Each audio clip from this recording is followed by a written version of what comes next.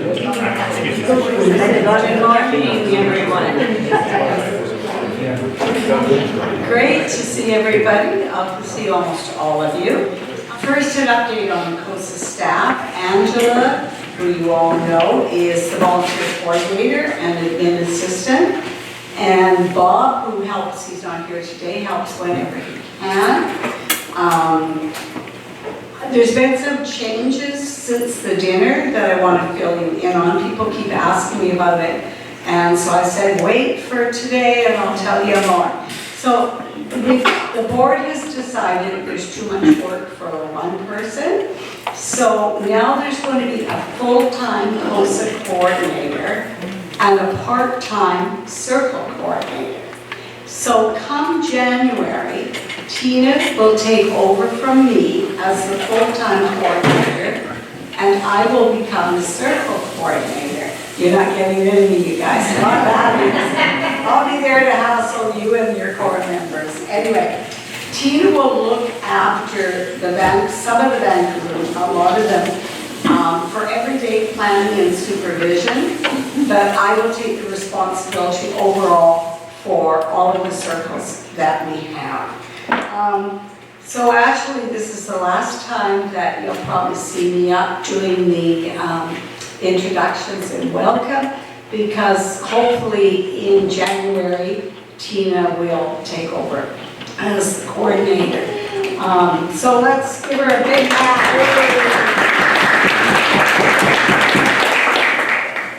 So I look forward to it, and I think the transition is going really well. I think it's good for the program and for the core members and for the volunteers, and I'll let Tina speak for herself, but I feel like we work really well together, and Tina started at the end of February, and it's just been, she's a quick learner. It's just gone really, really smoothly, and I feel really good. Tina isn't anxious for me to go, or at least she says that she wants, you know, the extra support, and there's still a lot of our relationships with corrections and different people that it is important. I am asking the board in the spring to look at hiring another circle coordinator. We'll see if and when that happens. So it's just down the road. I'm fine staying on as circle coordinator, but I wasn't fine working 65 hours a week anymore.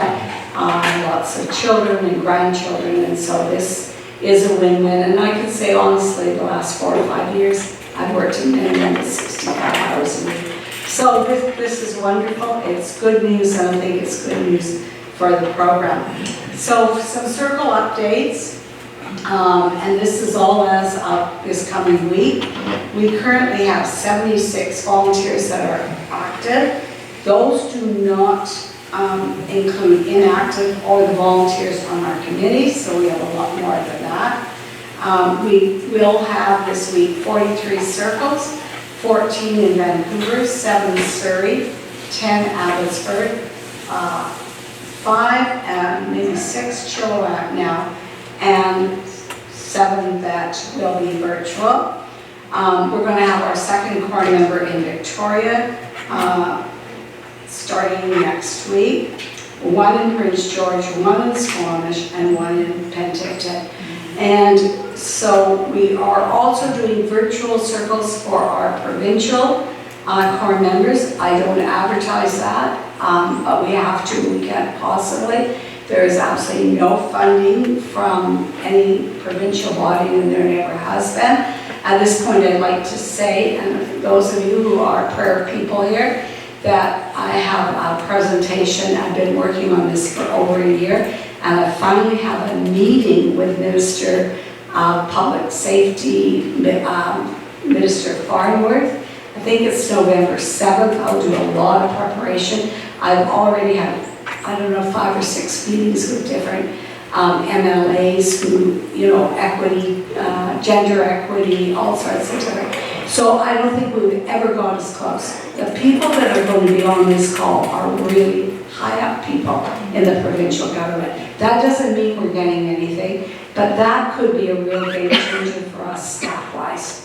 And and that would be really, really huge. So those of you who are prayers, please pray. So please pray that I don't screw it up, which is possible anyway.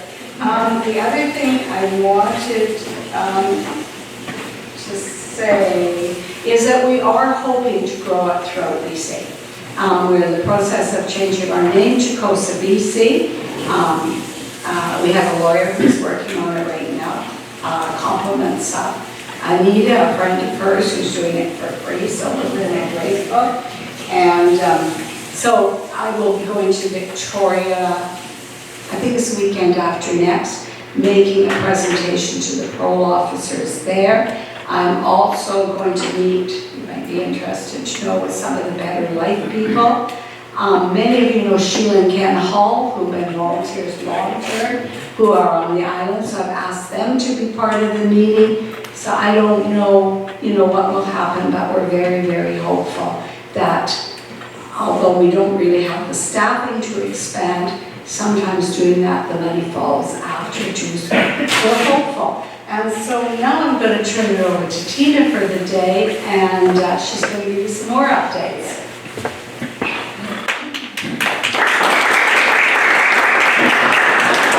Thank you, Marie. So good morning, everyone. Some people I've just met today, right? So, and I know that it's the first time you've probably seen me in front of you now, but I'm hoping to get to know each and every one of you as time goes on, right?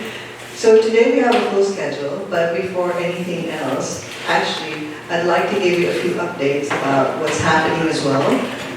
We've actually formed several committees just to streamline the work, sort of. So I'll just show the slide. If you've been reading your newsletters, then you would have seen this. Okay, if you haven't been reading your newsletters, then you wouldn't have seen this. All right? But anyways, your committee heads are actually here. So we have the training committee head, that's Anita over here. We have Claudia, actually, who's co-chairing the volunteer recruitment committee with Jen Mark. Yeah, she said we're here as well. You guys better stand up so that people get to know you too. Thank you. Christina is heading the communications committee. And there's one more committee, training. Fundraising. Yes, fundraising. We have Mel right over there at the end as well. Who heads the fundraising committee. All right, so for those who still have the time, you can actually volunteer as well to join the committees. It's not so much work, right, guys? No, it's not much work. All right, but some people don't have circles or are waiting for circles. You can actually volunteer as well for the committee, to be a member of the committee and help out. We do need a lot of help. As Maureen has already mentioned, our numbers have actually gone down a bit, and we want to be able to get more people in, and thank you, Marianne, for being here. She was recruited from our last, endeavor at the parish, and she's here now, right? So we're trying to get more people in, and we do need a lot of help. So if you have the time still, please join the committee. So that's one thing we're doing, right? And again, if you've been reading your newsletters or your emails, you would have known that we've launched this campaign. It's the Volunteer Get Volunteer campaign. And all we really want to do is encourage all the volunteers to just invite at least one. We're not asking to invite 100 or 10 people, just one person to learn about CoSA. All right, so if you do have someone in mind, just invite them. If you can't do the talking, if you can't do the invite, or you can't do the explanation or whatnot, you can also tell us and we'll be the one doing it. But people from the volunteer recruitment committee have actually called or communicated with each of you to explain how to go about it and giving you reference materials as well to use.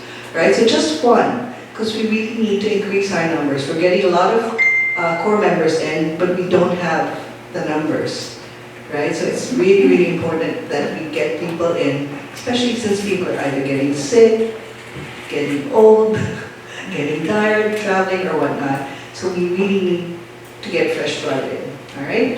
So that's the volunteer get volunteer campaign that we have. Yeah. All right, so along with that, we've been having different activities to try and increase the volunteer count, right? So we recently had, when was that? 2 weeks ago, right? A parish appeal here at this very same parish. Peter was here, right? Peter, Mel, and Praveen was supposed to be here, but unfortunately his father died, so he had to go back to India today. So anyways, we have this, and that's where we met Marianne, who signed up for CoSA, right? So we've been having all these different activities just to try and increase our numbers. So we have that, and if we have any organizations that you think we can contact and we can make a presentation to, please let us know as well, right? And we'll be happy, to do that and to get the word about CoSA going, all right? Okay, so next up. I know that some are new, some are old, and we probably all don't know each other.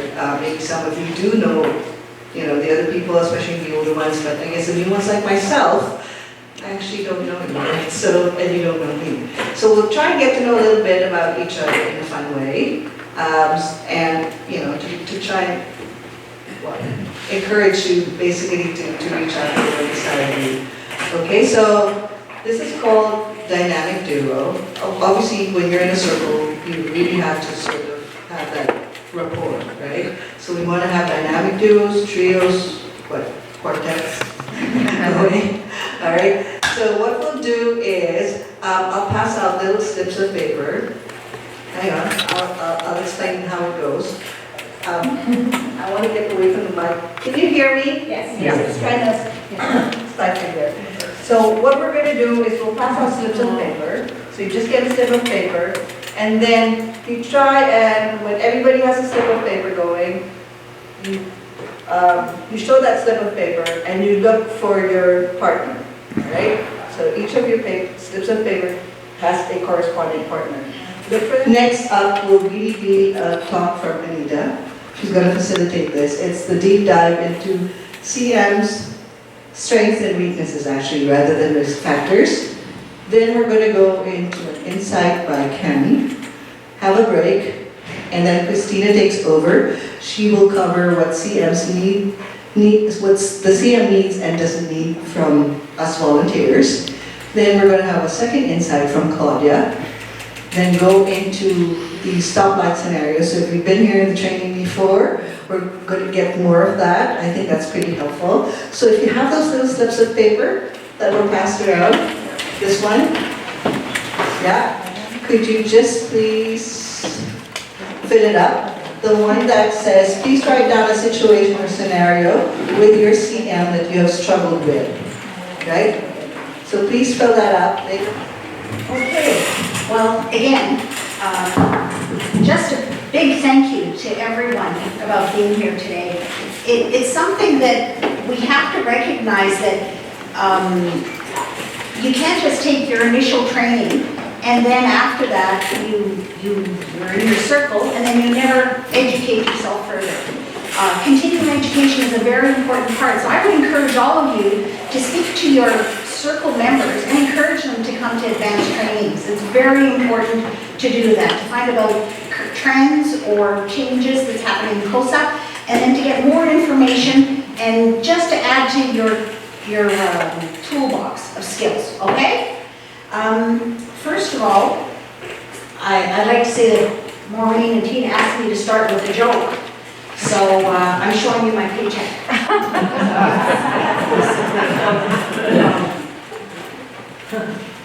So I'm hoping all of you get the same kind of paycheck as it goes to, because you volunteer and you see the opportunity would be great. Okay, so what we're talking about is the CM's needs and strengths assessment. How many people in here have done the CM NAST questionnaire in their circles? Can I get a show of hands? Okay, good.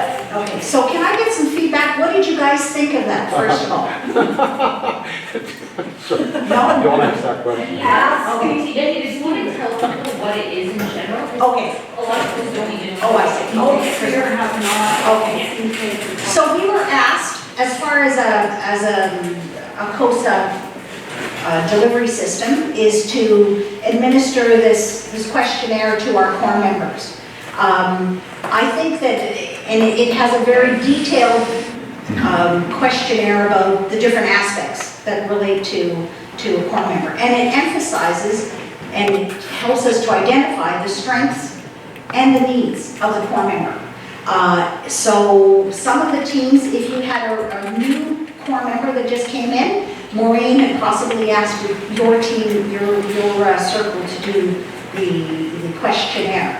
Before I begin though, I would like to know a bit from the comments with it, because it's maybe something we can address and see what happens and see how pertinent it is to our discussion today. So who exactly has got, can someone maybe give some feedback on that, please? Can you stand and maybe tell us what you thought? Did you think it helped you identify strengths and weaknesses of your team member, of your team? Yes. So I'm doing the second, so when you do it once and then you do it after 6 months. One good thing is after 6 months, you really can compare and see what the person got better at and not. I find it a little bit difficult to navigate. Actually, the questions are great for what they bring up, but it's really intense to navigate through. Yeah, that's my feedback there. Okay, So thank you. Anybody else have some comments? Yes. The last month, our CM, and I went to one of the Appendix B, and we went through and said, okay, what are we going to talk about for the next 6 months? And he ended up with his 3 things that were really important. He's a fellow that likes to answer questions and not bring them up. So that was kind of a thing that was in between us. We were both working on it. And there you go.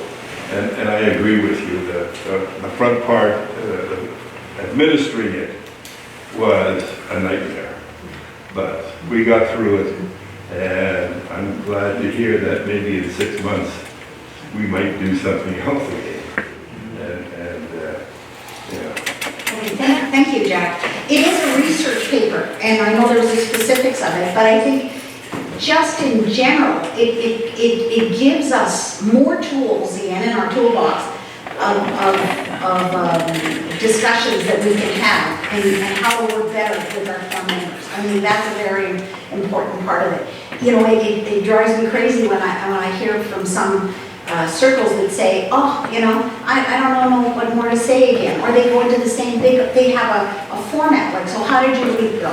And then it's always the same questions, anything, you know, what was good or what was bad, and there's nothing else. Like, there are other things we have to deal with.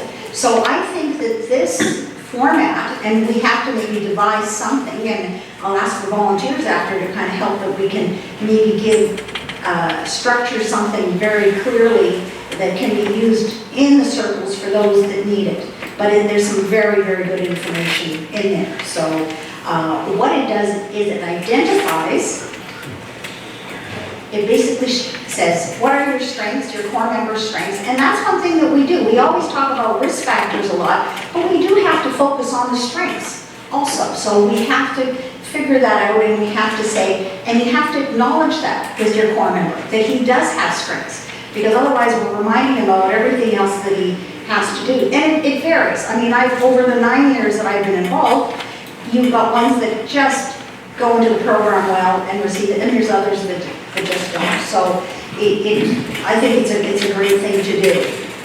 It also helps you identify the needs, because sometimes we spend time in our circles talking. We always talk with them, but sometimes we're not talking about the right things.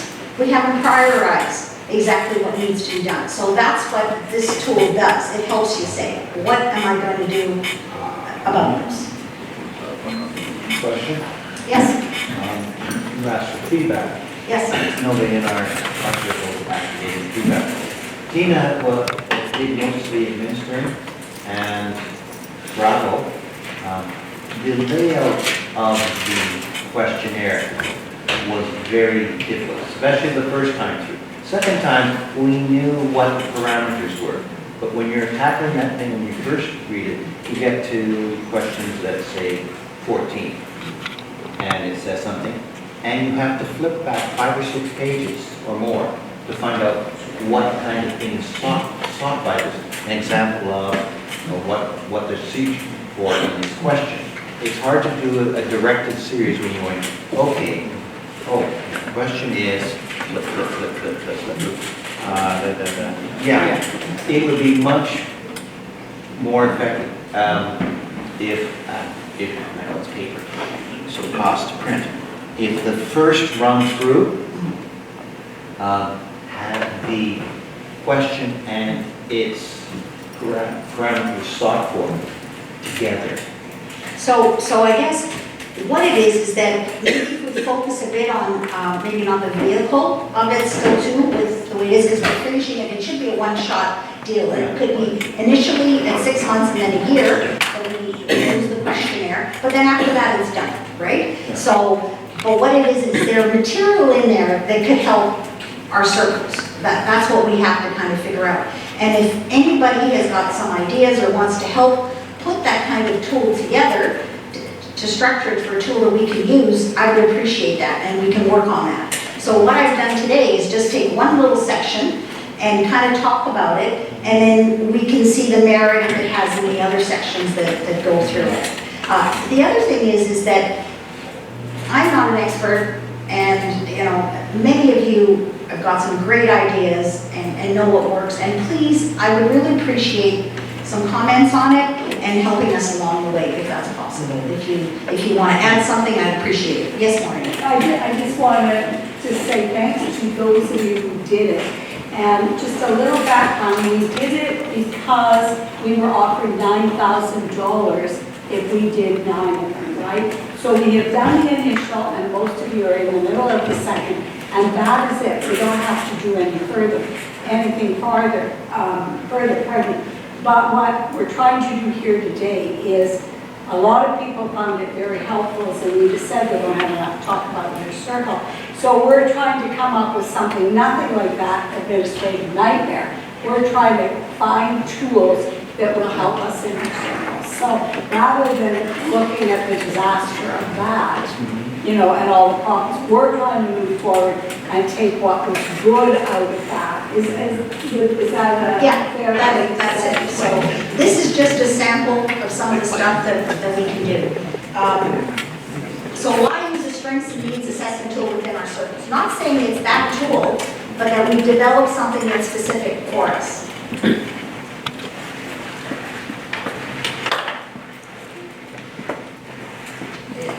It's evidence-informed and standardized tool appropriate for use throughout the life of a circle.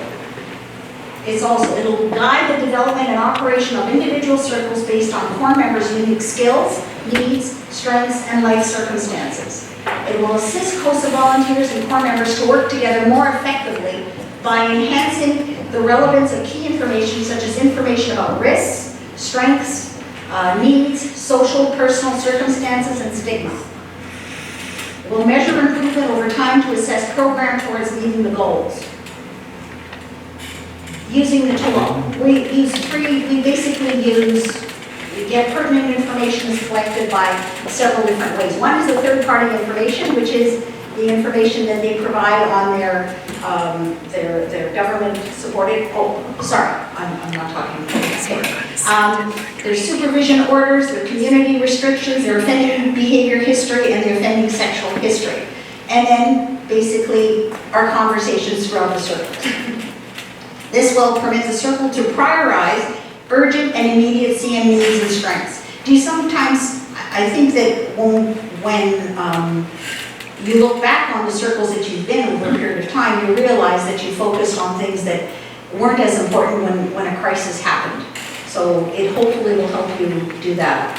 Some of the personal factors that are concerning, and that's just one portion of it, is the personal background, the education and employment, overall self-regulation and coping skills, emotion regulation, social skills, pro-offending attitudes and beliefs, again, sexism, feeling close to identifying with children, sexual attraction, interest in children. So as an example, in the personal background, early development factors ranging from biological predispositions to early life events can influence future behavior. We know that. It's not a predictor, but it also tells you what your core member has learned. And this is an example of, I think we all come from homes, and it doesn't matter which home, but definitely adult children of normal parents annual convention. The convention isn't very well attended usually. We've all got things that come with us, but the core members sometimes have a lot more that they come with from the environment they've been in. Consider factors such as early family stability, adequacy of attachments and care, presence of abuse, neglect, trauma, intergenerational transmission of violence, pro-criminal modeling, early behavior problems, domestic abuse, substance abuse, racism and sexism. Stigma. The stigma, a lot of that has to do with the media attention. Some of the individuals that they're very focused on by the media, and we have to deal with that aspect of it, where others are not easily recognized or they don't have that threat with them. These factors may affect the individual's ability to manage his emotions, of course, and to be able to self-regulate, which ultimately is what we want. Core beliefs about sexual and other matters, and their attitudes, behavior that can lead to deficits in interpersonal relationship and attachments, personal and sexual development. So 40 to 60% of our population have been victimized physically, sexually, and overall neglect with it. Consider the core member's strengths and any resilience factors. So, attachment to a pro-social influence. Give me an example of an attachment of a pro-social influence that they could have. CoSA. CoSA, that's right.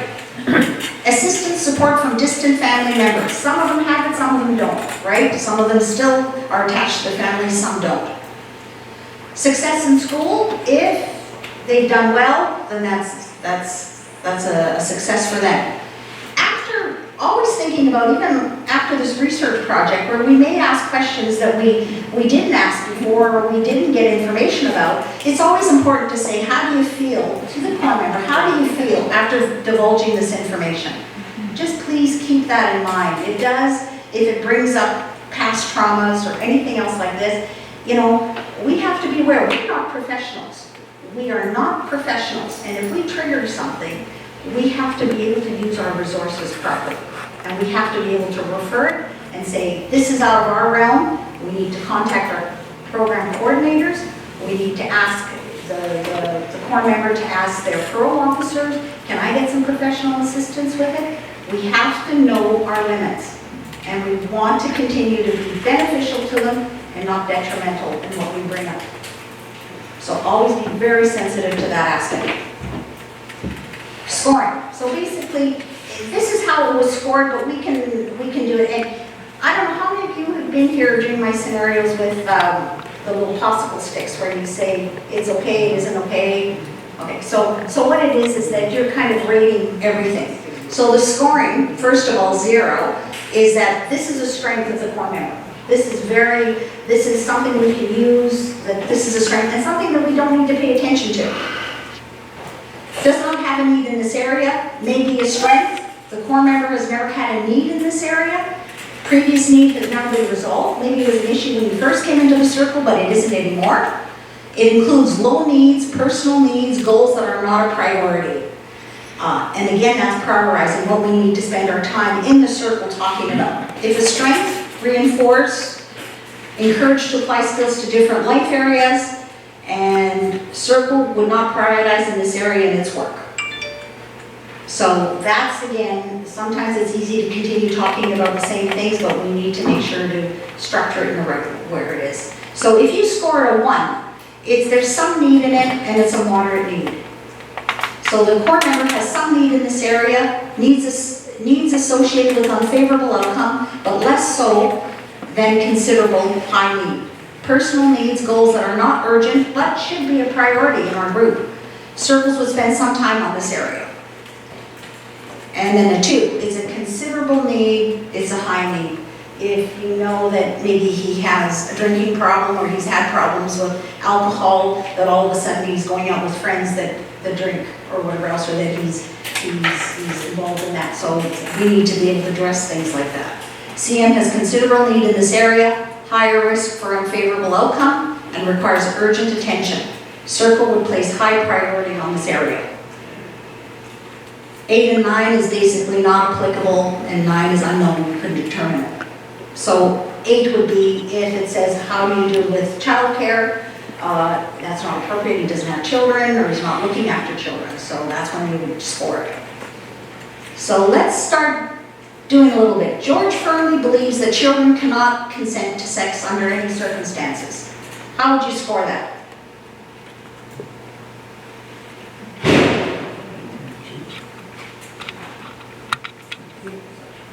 What would that be? 1 or 2? Okay, pardon me? It could be, what, can I see maybe, can they speak up a little bit more? What do you think? 0, 1, or 2?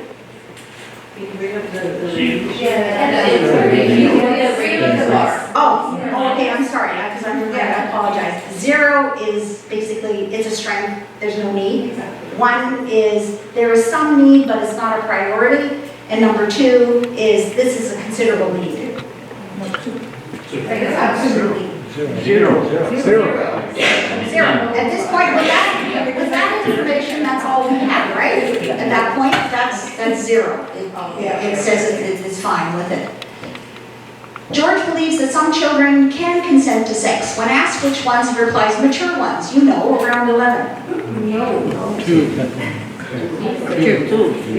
How would you guys rate it? 2. 2? He's lost a 0, obviously.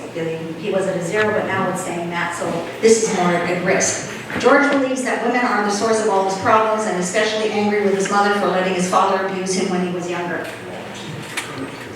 2. And why is that? Okay, so the research basically also shows that there's, in his case, I believe that the research, when I was looking at it too, is basically saying you kind of do the children or you've got the women, but this guy's kind of a crossover because he's now into the children and the women aspect still too. He has a bigger victim pool, so it could be a concern at that point. So that's a number 2 priority. So that's like an example of what's being said. If you write it down and document it, or if you don't write anything or document it, but I'm saying in our groups, if we're thinking about this, then we know what we need to talk about. We need to delve deeper into the areas that are the 2s. We need to make it a priority. We need to monitor. We need to look out for those things. Self-regulation. George reported that his use of online legal pornography increased during the COVID pandemic. 2. At least 2. What ratings? 2. Okay, the thing that we have to remember too, I mean, it could lead into it. Like, first of all, what is an increase? It hasn't told us how many times he's doing this. Is he doing it once a week? Is he doing it 5 times a day? So we have to find that out. And is this a concern for us? Is he's lonely and sadness? And because during the pandemic there was such problems, they may have resorted to that aspect of it. So, but the other thing we do, and I want to stress, is legal pornography. Like, we've got to be careful what we do here as far as even morally, that we don't pass judgment on some things with it. Yes, Claudia? And I noticed that a lot of them that come out from us correctional system, they are kind of almost taught to use legal pornography to kind of move their minds away from illegal pornography. So I'm not saying like it's a great tool, but they have used it as a tool to kind of move away from legal stuff.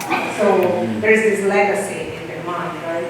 So, And it's, I think a lot of the volunteers are Catholic, and I think it's even the aspect of, masturbation. It's like a lot of the parole officers have basically said, that's okay, that's okay to do, because at least that's controlling them a little bit, and it's something that we have to keep in mind, and we can't pass our morals on to somebody else in that way.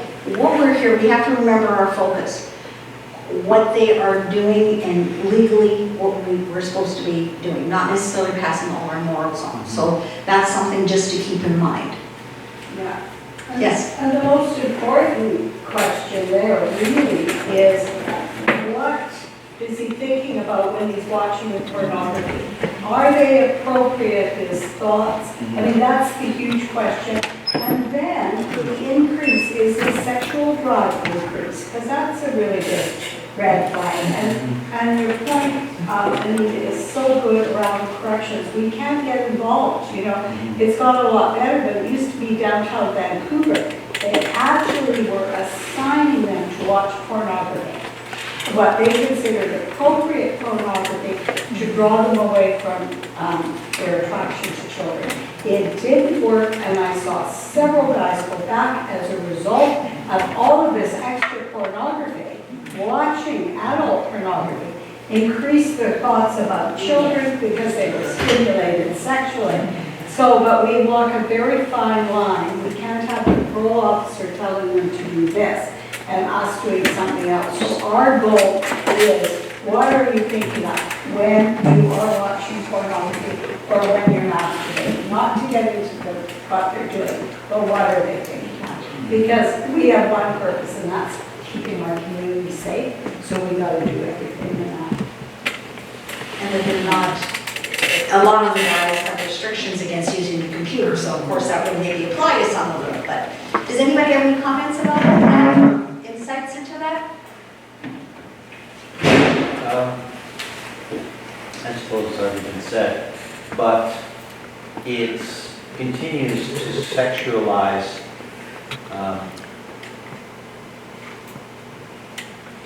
contact, whether it's virtual or image-based, sexual contact with strangers. And I think that just keeps raising the bar. When a poor member is walking down the street, he's not looking at this person or that person. Let's say legal pornography would be, for most men, pornography about naked women, or even X-rated pornography. He's not looking at them as people. He's looking at them as, oh, I can have sex with this person. And the shift then could be, or the trigger, he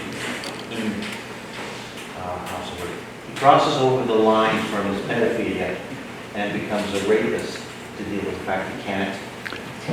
The one thing, Richard, I think in that, Richard, I think the summary of it would be that we've got to monitor, we've got to find out what they're watching or what they're doing, Yes. and what's the effect on them. I think that's the big thing, that's what you're saying. And so if you find this, it's like not kind of passing judgment, but you've got to say, let's look into this. Maybe it is harmful, maybe it isn't. Harmful to him. Yeah, so I mean, that's what we have to figure out. And so all we're doing is stressing the importance. And then this is where you would probably ask more frequent questions regularly. Maybe you figure you're only doing a check-in about some things, once every month or every 2 weeks. But this thing, you want to check every week. You want to find out how things are going. So that's how it tells you how to prioritize what you're doing in your circles. And you get your little red flags, it may not be a problem, but it may be a problem. So that's a concern. So it's a 1 or whatever else like that, because it's something you got to monitor, watch, check all the time. Anything you want to add? Greg reported that his use of online pornography increased when he was feeling stressed, and that when he was under stress, he used alcohol and cannabis. At least. Using disinhibitors. Has everybody said? What did they say? Can you point out? What do you think? 1 or 2? Or zero. Okay. Okay. Remember that he's definitely, just again, keeping in mind some of the points. It is emotion regulation. It's a soothing activity sometimes in that sense. So, and a coping mechanism. The use of cannabis and alcohol possibly so as to not to rely on sex as a release. So maybe he's trying this, the cannabis and the alcohol, so he doesn't go into it. So it's just a point of always thinking, you know, it's not always black and white. So we've got to make sure to check those things out, because someone says something and then you make an assumption. That's not right. You've got to look into it and find out and go deeper into it. Yeah, even all of these, the very first question to ask them, is your parole officer aware? Let's see your conditions. Because that's what's so often missed. We're not, as we said, the professionals. Always is your parole officer aware of this. And that's a start first, because most of them, there's a rare exception, can't have alcohol. Cannabis, many of them, more and more have medical marijuana. It's becoming like handing out Smarties, but still, we need to be sure, because if we don't, and they told us, we're not doing due diligence about reporting a breach of their conditions. So we've got to always, should be on the top of our list. Okay. Greg reported that he's able to control his use of online illegal pornography, but not his use of, it's called child sexual abuse material. We're not calling it child pornography as much. It's now basically child sex abuse material, because it's not the children that are doing pornography. So that seems to be a trend in the literature, just so you know. What's this score? That's probably a breach. That's it. It is, if that's the case, yeah. Yeah. So That's we it. have to report that, you have to call immediately to whoever's overseeing myself or Tina, your circle, and has to be a breach. Sorry, I shouldn't. No, that's good, that's it. Okay, Question? yes, This one's more for Maureen than yourself. When he has disclosed a breach, is it up to, or is it appropriate for us to say, you need to tell your PO, or go through you and you'll tell them to tell his PO? Yeah, I think you should say to him right away, I will be calling Maureen, or Tina's case.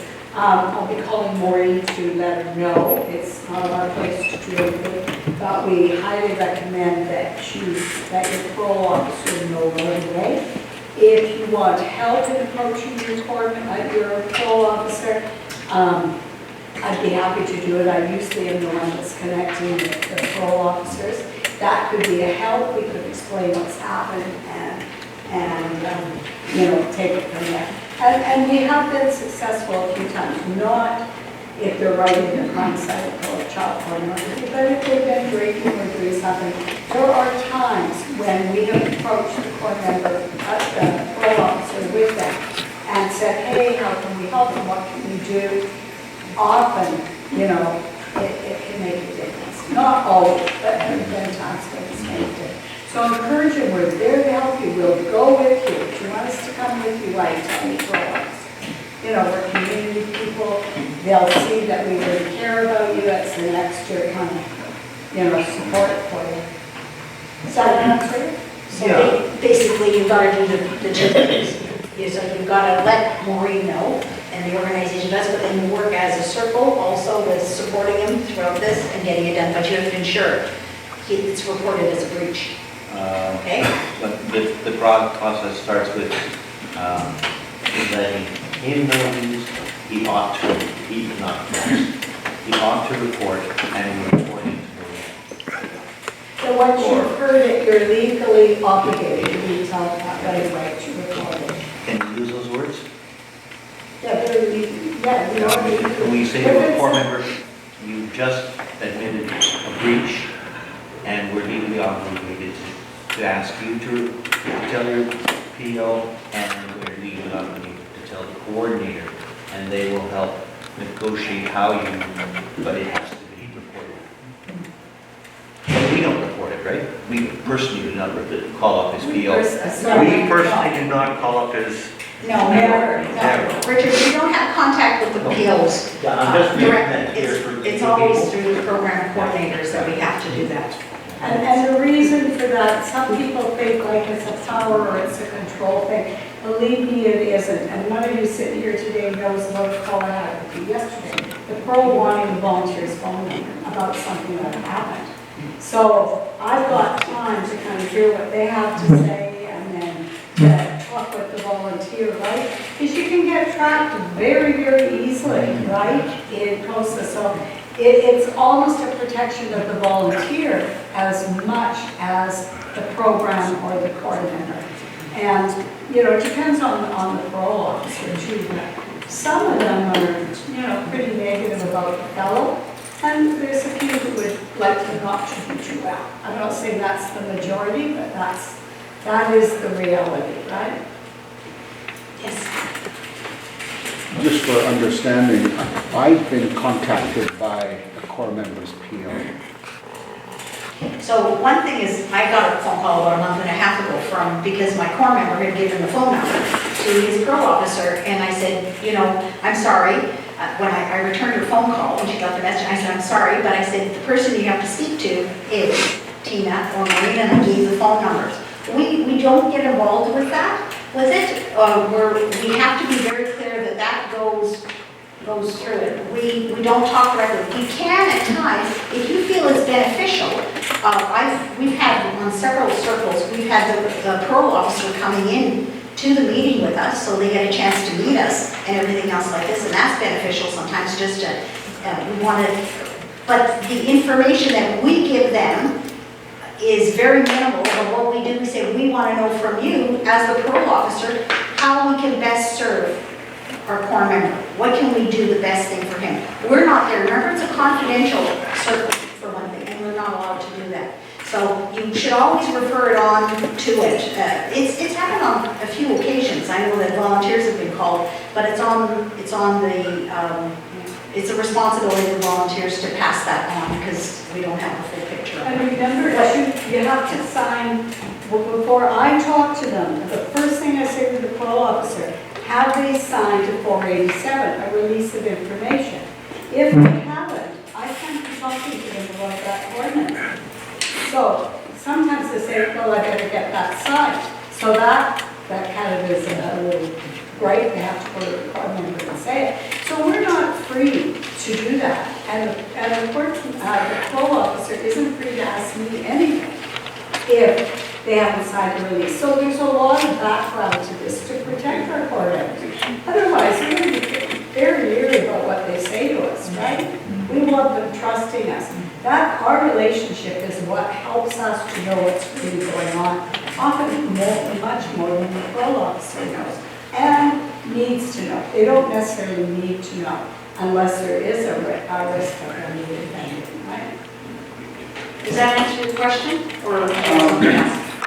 Okay, so the core member, we meet with them outside the regular meetings, you know, that happens. Yeah. Right? So the core member wants to do X.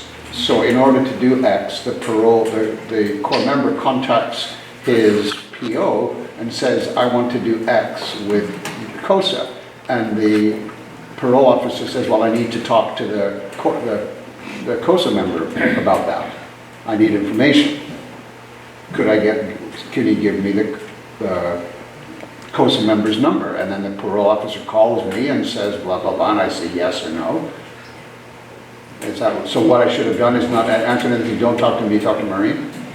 We'll refer to it. I think that's what you have to say, is that you can do it, and we always let them know. I mean, in our groups, I mean, we've taken them everywhere, you know, they've gone to football games and they need permission from their POs, like you said, everything like this. They want to have the confirmation that there's a PO. How even one individual that wasn't allowed to be with his family, he was allowed to go visit his family with a core member, so that there was someone there because there's underage children, and they permitted that. But that was all facilitated through Maureen. If she needs more information, or if she says you can speak to whoever it is, George or whoever else, to say that, okay, you can find the details of how he'll do it, but it has to kind of go So the via that. parole officer erred in contacting me instead of Maureen, is what you're saying.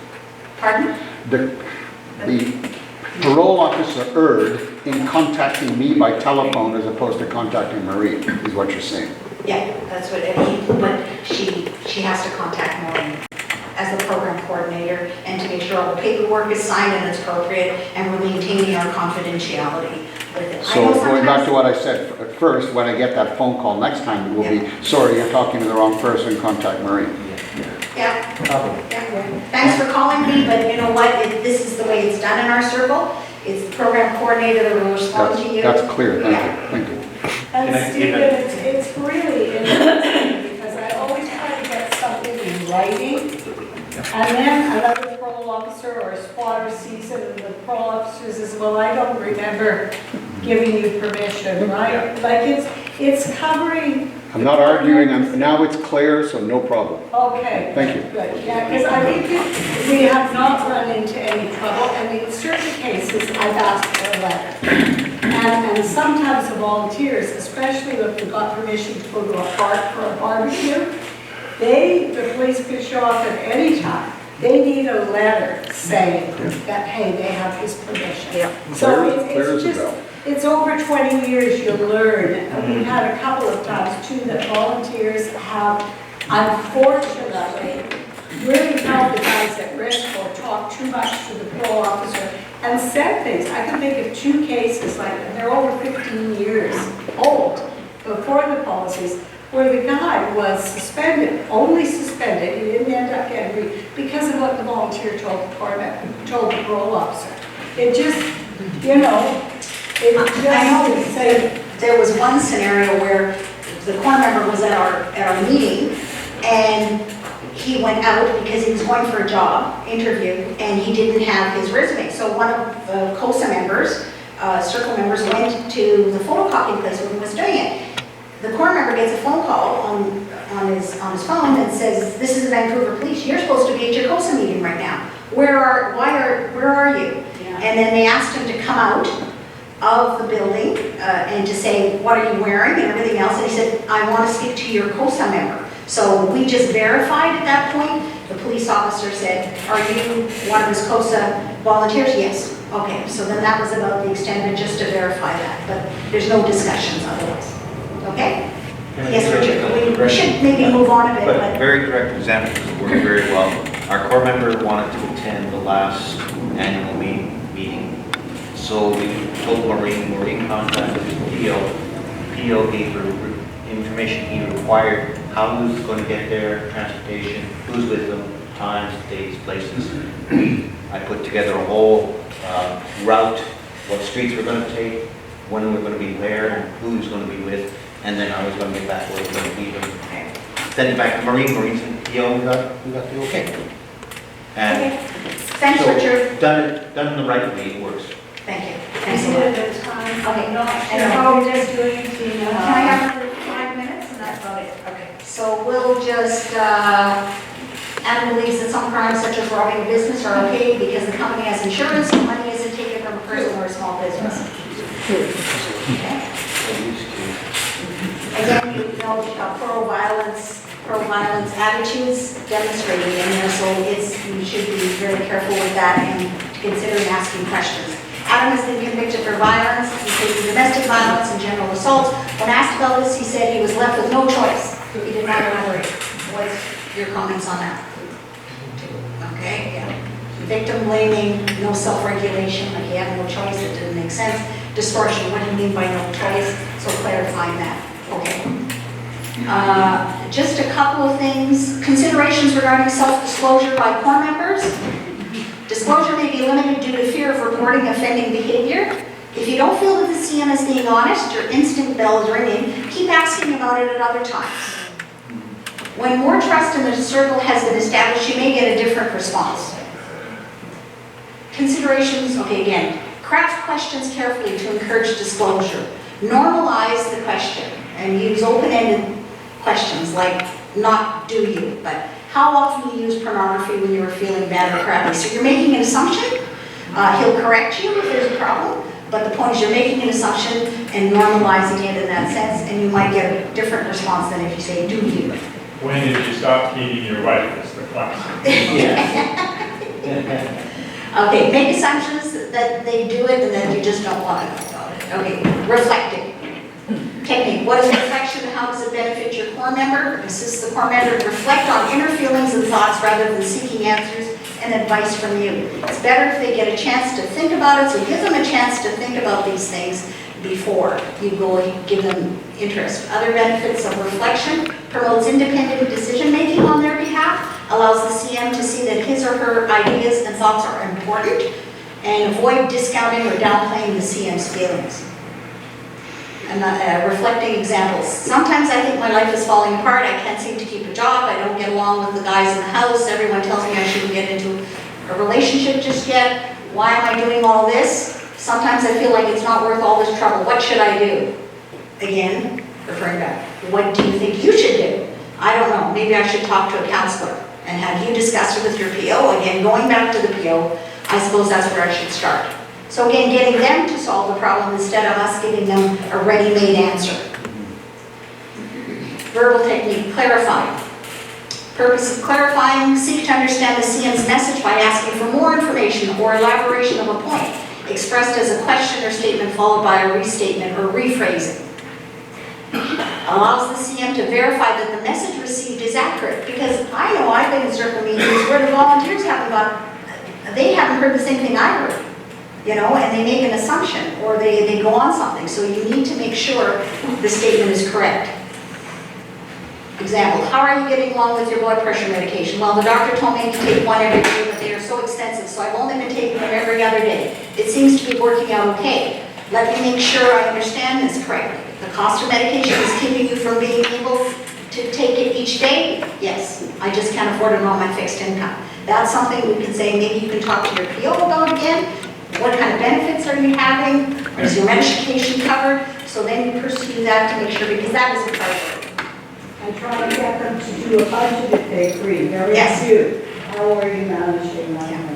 I've given lots of budgets away and tried to figure it out because they think they got it, and then when they see it on paper, we've worked on it together at a meeting, they go like, oh my gosh, that only leaves me $30. No wonder, you know, your $200 that you owe your money in the halfway house. So that's the kind of things that really benefit them. Focusing. How can focusing help your circle meetings? We've had a real issue in some of my circles on focusing. You get 300 million topics all in one statement, and you gotta say, we need to just focus on one, or you get sidetracked. You encourage your CM to select one topic over another as a primary focus of discussion. Benefits of focusing. Allows you to gather more specific information when the CM's message is too vague. Focus on specific data you want to discuss.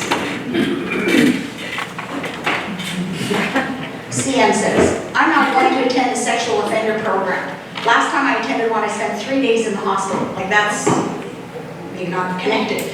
Will you please tell me as accurately as you can what you experienced the last time you attended a sexual offender program? And this is the last one. Paraphrasing. What is paraphrasing? Restating the CM's message in your own words. Benefit. Verifies that your interpretation of the message is correct. So, an example. I wish that I didn't have to take the bus to work. My friend told me that he got mugged at that bus stop a few months ago.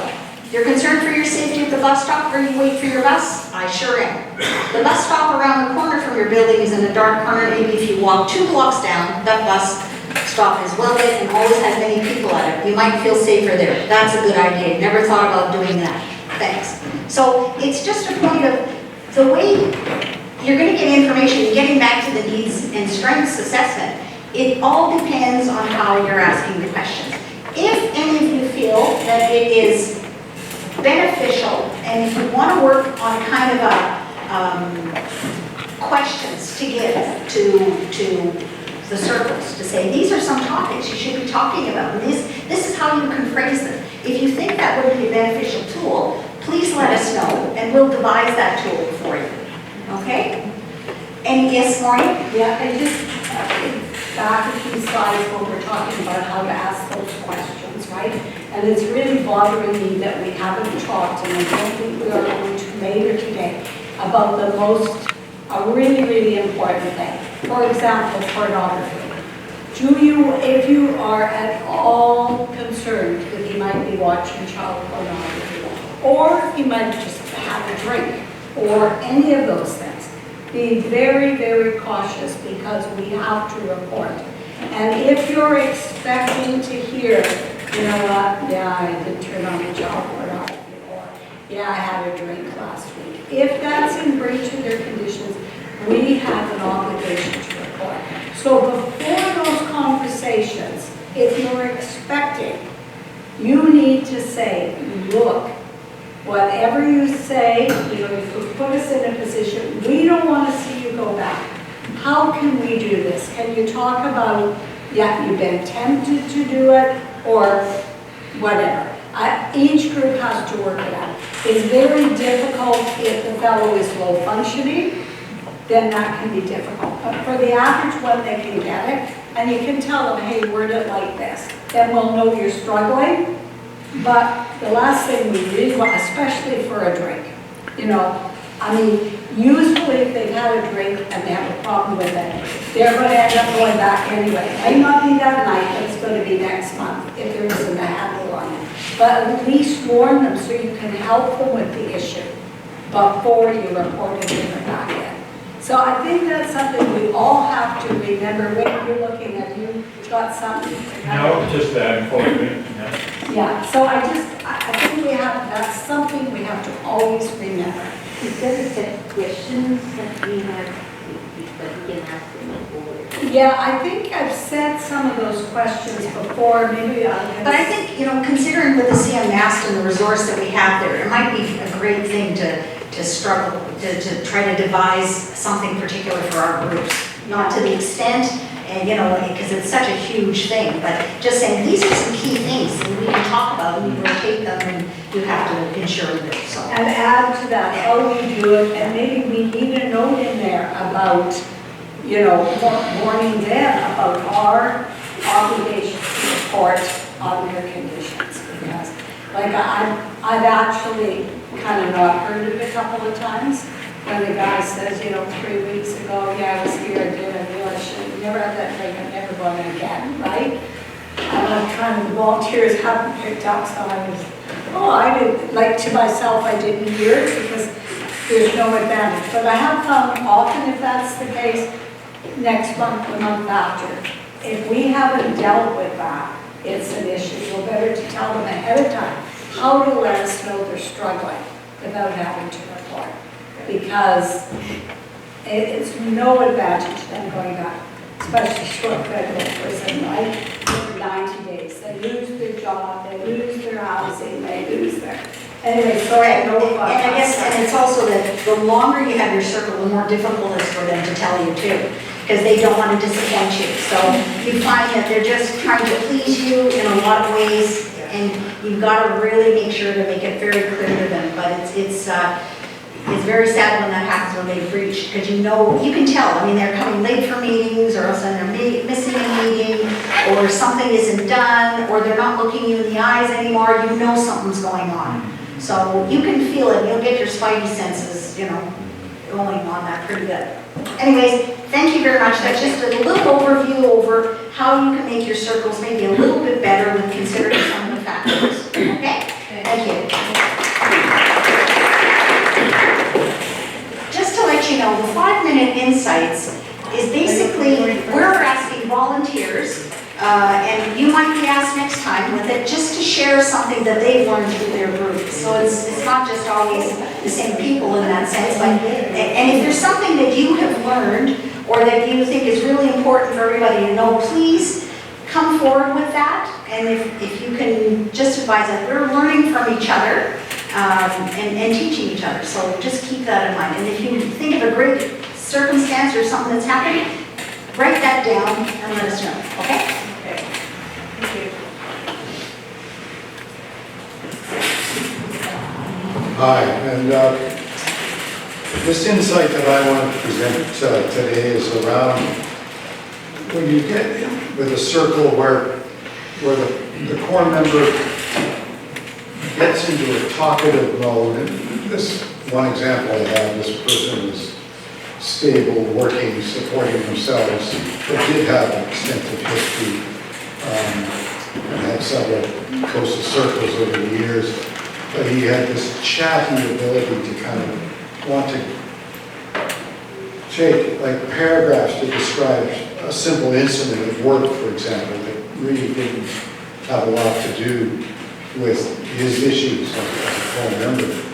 But because of his sociability, you get kind of lulled into it, and you have trouble trying to break him up and get back on task. And I think some of the things that Anita's presented today, I think it's something we could have done back then. This was a couple of years ago. I wish Bob was here, because he would come in every couple of months and straighten out with a really good technique to kind of get it back on track. Another type of incident is more recently this mistake on one where the core members got an axe to grind against law enforcement and even his own POs about how he supervised and how he extends this sort of approaching the paranoia to the point where he gets very worked up in meetings and gets very tendency to get negative towards us when we try to get him recycled or back onto what we should be talking about, you know, in a positive way. A couple of meetings haven't gone so well when we tried to do that. So I'm not maybe addressing things, but so I'm seeking sort of suggestions from you on situations that might be similar, where you were having trouble trying to get the meeting back on track to where it should be. I just wonder if I'm throwing it out to you for ideas. Anyone got a thought where they had a similar kind of issue and how they dealt with it? There it is. Throwing. Almost every core member I've ever had does this. It's a delaying technique. It's a delaying, diffusing technique to avoid issues. The only thing I've found that helps is something like, yes, but we were asking you about this. Can you be more specific about, and pick something out of what the core member actually said about that part of the instance you're saying. So they say, no, I know my boss did this, my boss did that, and then I had this. And whatever negative thing was actually inside that dialogue, don't be afraid after a few moments, 2 minutes, to say, it's very good. I'm really interested in knowing what did your boss say, how did that affect you? Usually they will break the monologue and give them the actual answer you want. But if you just let them do the monologue, it's the same thing with AA meetings. Some people start out and they give you their entire life history, and that's not what you need. They just want to be heard. Okay, thanks, Richard. Yeah, Anita? I think another thing is that what we found that we ended up doing on one circle is that we said, we understand you have this, and it's important for you to be able to verbalize things, but let's put a time limit of 10 minutes. So, yes, he is allowed to say that, and everything else in event on those issues, but there's a time limit, because otherwise it used to take the whole meeting practically before we could redirect it. So they are given some time, so maybe putting boundaries on it would be a good idea. A good idea. Another one we had, I know, was this, it was called a stone, patient stone. Very good idea. So what it is, everyone's got the volunteers have a stone, including also core member, and they can put it out on the table, which is kind of a nonverbal way to say, let's stop, and I want to speak.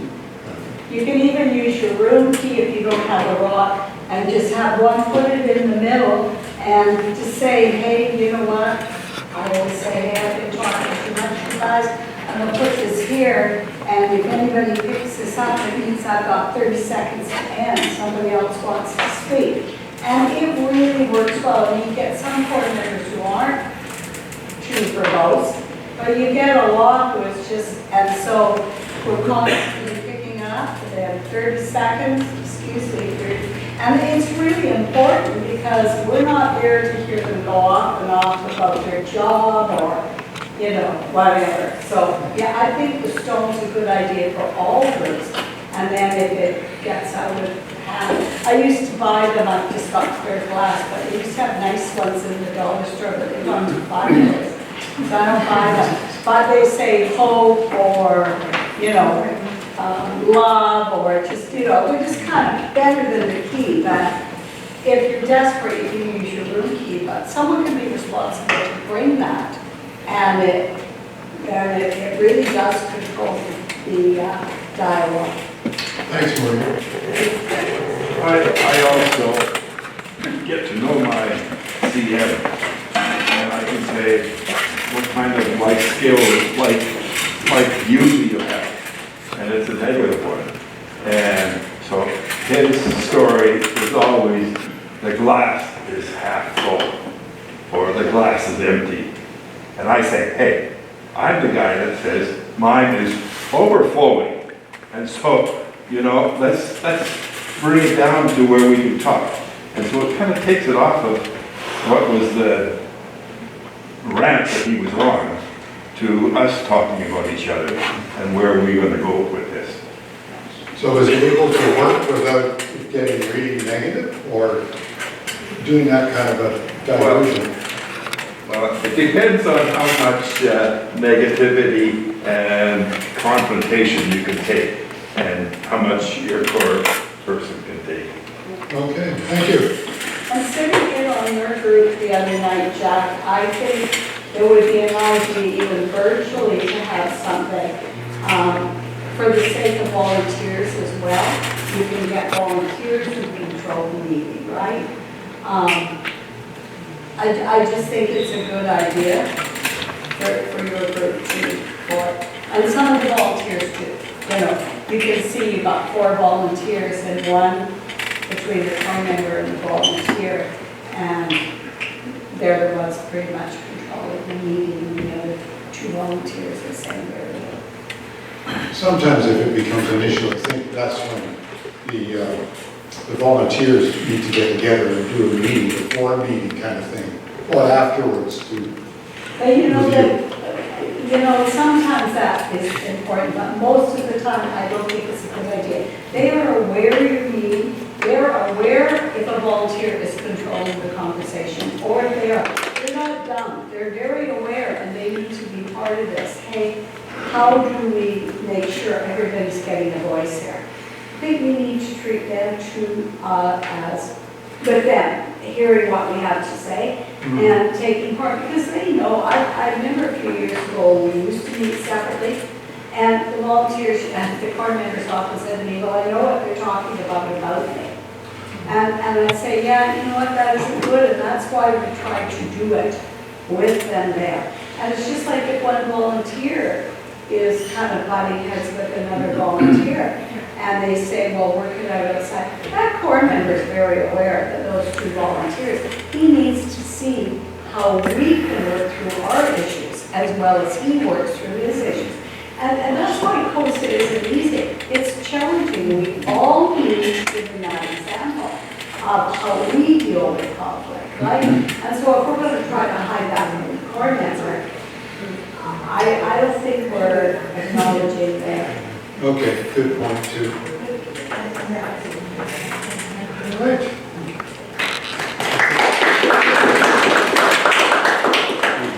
My name is Christina. Like I mentioned earlier, I've been to CoSA probably around 4-ish years now. And the pandemic just kind of blurs all the memory, right? So probably around 4 or 5 years. When I was listening to everyone share earlier how long they've been with CoSA, I found myself sinking deeper and deeper into my seat, realizing that many of you have been doing this far longer than I have. So that that was quite troubling. So I'm certainly no expert. So please just look at me today as some sort of a discussion facilitator, and we can just share ideas. When Anita messaged me and asked me if I would help with training today, my exact response to her, and I'm sure she still has it on her phone, was, you know, Anita, next to Maureen, you're the one person I can't say no to. So I'm here. I had to do extensive research, not on my topic though, but on how to spell do's and don'ts. I had to really, it doesn't look right? And for me, that's usually a sign of wrong grammar. But for those of you interested, my extensive research came up with, there's basically two acceptable versions. So this is one acceptable version. The other one is with an apostrophe after between the O and the S. So I was yesterday years old when I found that out. And that's because the do is not a noun. Yes. And so you're trying to make a plural of something that's not a noun. Yeah, correct, yeah. So you I found don't that write that way. Correct. Okay, so like I said, I'm no expert on this, so please just jump in with your ideas, suggestions, and of course, because like Stephen, I also have a loving fear of Maureen, then Maureen, please do jump in anytime. Maureen, say no, yeah, okay. Anita said to me that, you know, she's done this talk over, a few times before, but she said, you know, Christina, I want to hear it from a teacher's point of view. And so I said, okay, except that I think Anita forgot one minor detail, and that is while I have been a teacher for close to 40 years now, I've always only taught in the early childhood education field. So that's 3 to 5 years old. But you know, as I started putting my list together, I found myself always reverting to my teacher's point of view. And I found myself in the beginning saying, stop it. The core members are not kids, you know, so they're not. I kept going back to that, and I realized a lot of these could be easily adapted to the grown-ups that we deal with. And I say this with complete humility and utmost respect for our core members, with whom we all share compassion for.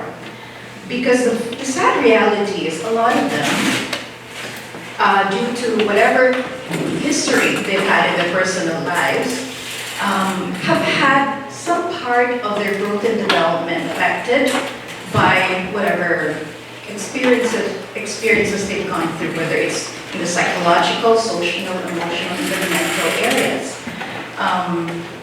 Any kind of trauma that they experienced would have either delayed or got them stuck at a certain level, and for most of them, these would have happened when they were children. And so we've often realized that while I'm not saying, or I'm not putting them down at all, but we have to meet them where they're at. And some of them have not matured as much as other humans would have had who weren't exposed to the kind of life experiences or trauma that they may have gone through. And so, in essence, a lot of these do's and don'ts, while they apply mostly to children, we can also use to better support our core members.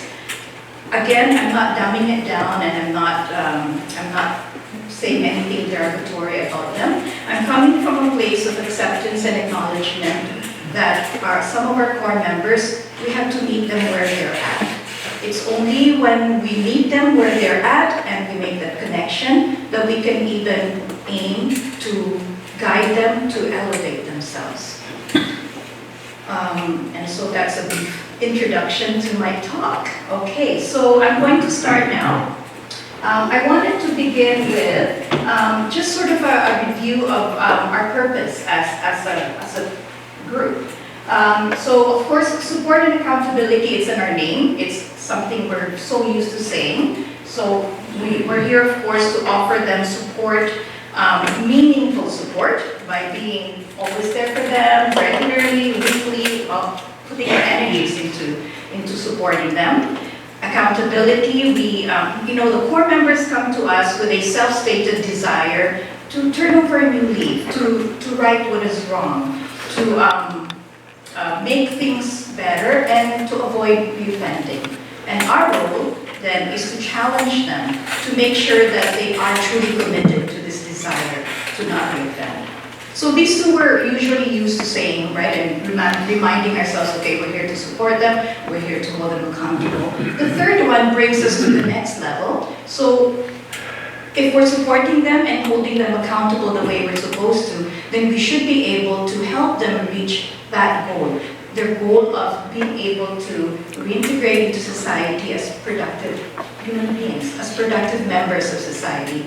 And our role in that regard is to be examples of how healthy community living looks like. For many of them, perhaps they haven't had a chance actually to have had good role models in this area. For many of them, coming out from incarceration, most of their families either have abandoned them or are not in a capacity to be good role models for them.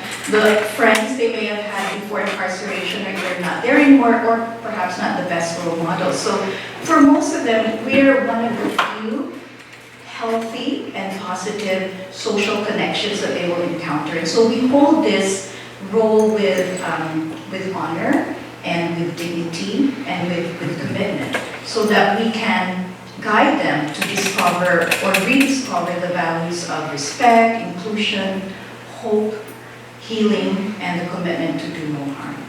So I didn't have a marker, so I wrote down here SAM. I could have done P for positive, but SAM didn't sound as catchy as Sam. So M is for model. So I don't know if any of you are familiar with a civics group called Rotary Club. My father was very active in the Rotary Club, so since I was little, I would see posters of this thing called the four-way test. And it was the, is anyone familiar with the Rotary Club four-way test? Okay. And there were questions like, is it the truth? Is it fair? Will it promote goodwill? And so I would see this growing up, and I thought it was awesome, because they used it as sort of like an ethics guide in their personal and business relationships. So then I thought, maybe we could use SAM as the CoSA three-way test. So anytime that you come across an uncertain situation and uncertain ways of reacting or dealing with it, we could just remember to ask ourselves, am I providing real support?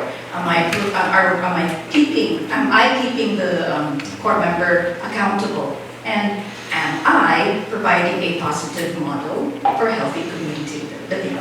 So I'll start with the first thing on my list.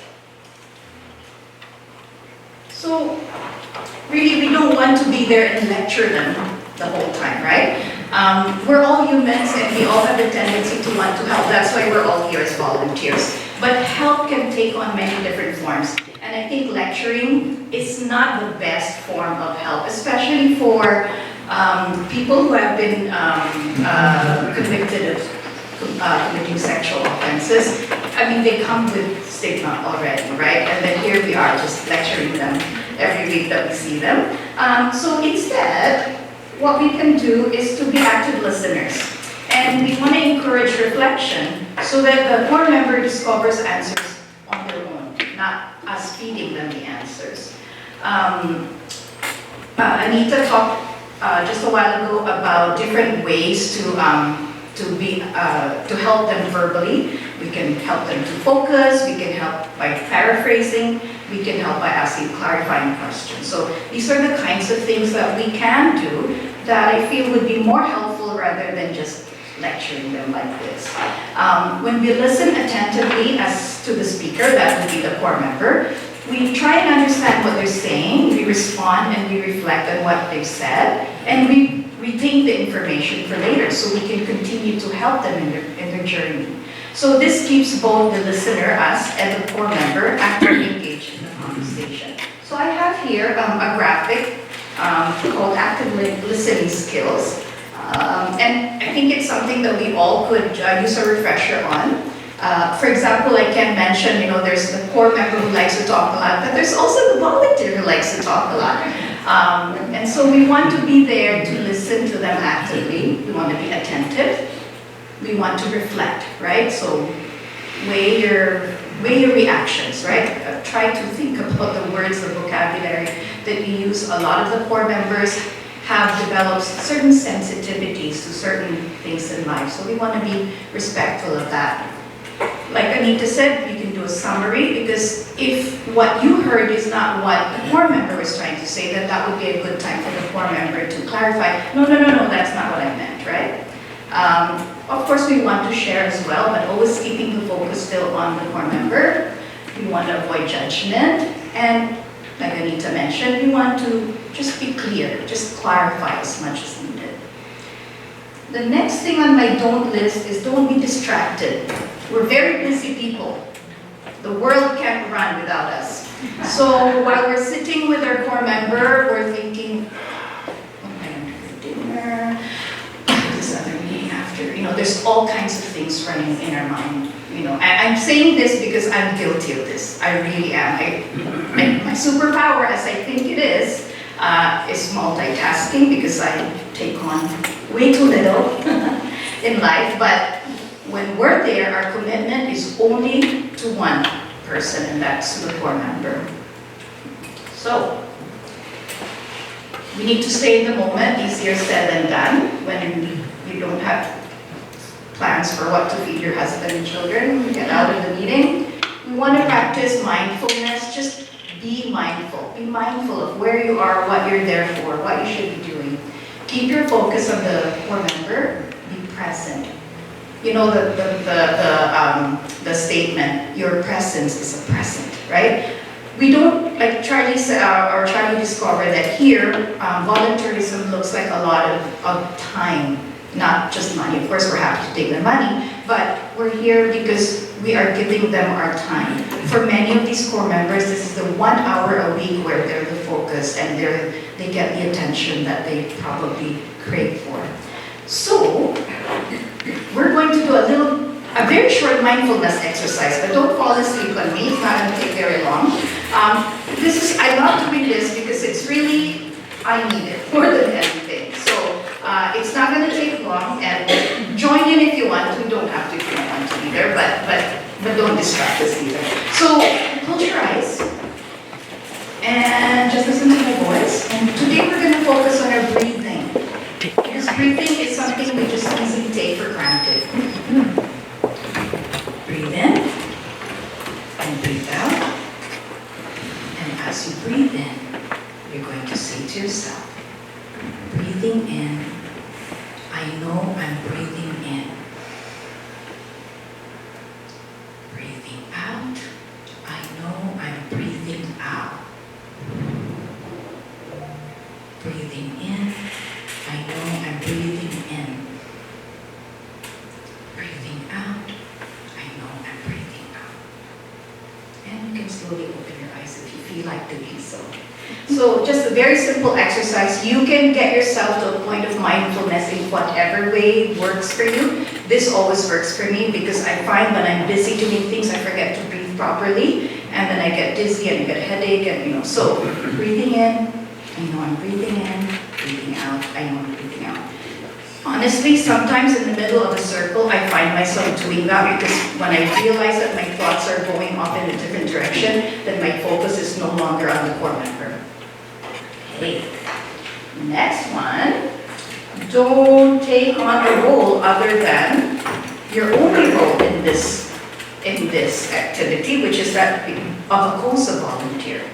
So we are not the core member's mother or father or brother or sister or lover or whatever, right? We only have one role, and that is as a CoSA volunteer. And as a CoSA volunteer, we want to encourage independence by showing them how to get things done. So remember, I did this from a point of view of an early childhood educator, right? Because in order to instill independence in little children, we cannot do everything for them. What we need to do instead is show them the skills, right? And show them skills instead of actually doing things for them. So as an example for children is, instead of putting their jackets on for them, we show them a way where they put it on the floor, and they put their hand and they go up and over.